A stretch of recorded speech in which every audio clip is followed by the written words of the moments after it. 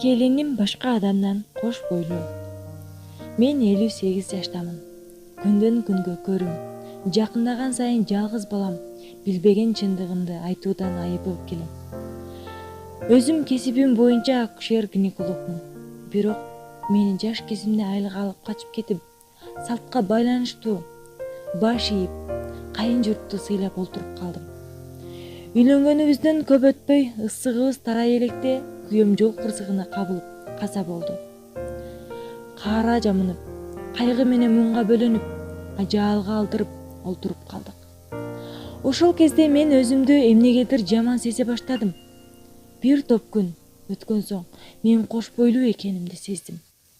Бирок кайын журтка айткандан корктум. Себеби алар сен келгениңе биздин үйдү кырсыкпаста, сен кара жолтойсуң деген жүрөгүмдү ооруткан сөздөрдү кулагыма жаңырта берди. Мен аларга абдан капа элемин. Ошондуктан күйөөмдүн 40 өткөндөн кийин артымды карабастан түйүнчөгүмдү түйүп алып бир туугандарыма келдим. Менин бир туугандарымдан башка эч кимим жок эле. Алар мага балам төрөлгөнчө кың дебестен жардам беришти. Балам төрөлүп калгандан кийин балам экөөбүздүн келечегибизди ойлоп, мен иштебеген иш, кылбаган жумуш калбады. Түнкүсүн санитарка болуп ооруканада иштейм. Күндүзү базардын бурчунда майда чүйдө сатам.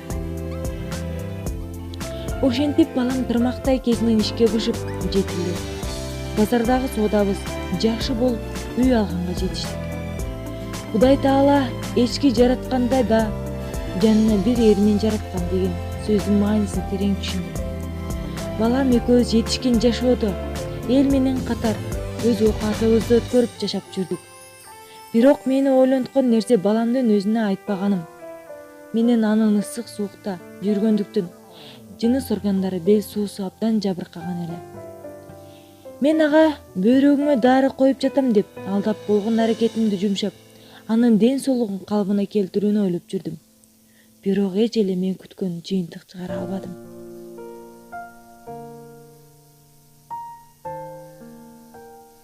Балам 20-га чыгып калган кезде мен ага тезинен үйлөн деп шарт коюп, кыз издей баштадым. Базарда жанымда чогуу олтурган эже бир күнү маанайы жок келип, менден кеңеш сурап, кызымды жигите алам деп алып, боюнда кылып таштап койгон экен. Эми мен намысымды сактап калыш үчүн кызымдын боюнан алдырам деп ыйлап калды. Мен көктөн издегеним жерден табылып, эжеге өзүмдүн кырдаалымды айттым. Балам эч качан ата боло албасын. Кызы менен үйлөндүрүп койсок, экөөбүздүн тең абийирибиз жабылып, мамыр-жумур жашап калабыз десем, эжем ойлоно отуруп макулдугун берди. Бирок кызы баламдан 4 жашка улуу болчу. Балам менин көңүлүмдү карап макулдугун берди. Тойду жакшы өткөрүп алдык. Кызга болсо кызмын деп айта бер. Бала сеники деген Кудайга экөөбүз эки жактан чыга калып айтабыз. Келиним байкуш үн сөзсүз башын ийкеп коет. Ошентип ай күнү жетип, келиним көз жарып неберелүү болду. Уулумдун кубанычында чек жок. Үйүбүздө баланын үнү жаңырып, келиним менен балам ынтымактуу жашап калды. Жылдар өтүп, өз каалаган нерселеримди баарын багындыра албасам да, балама бактылуу үй бүлө куруп бере алдым деп тынчып калгам. Тынчтыгымды Кудайымдан телефон чалуусу бузулду. Ал көптөн бери ооруп төшөктө жатып калган экен. Мен өлгөндө сурак бергенден корком. Балабызга чындыкты айталы. Сен айтпасаң мен айтып салам дегенин уккандан бери келиним экөөбүздө эми тынчтык жок. Кимге кайрылып, кимден кеңеш сурайм?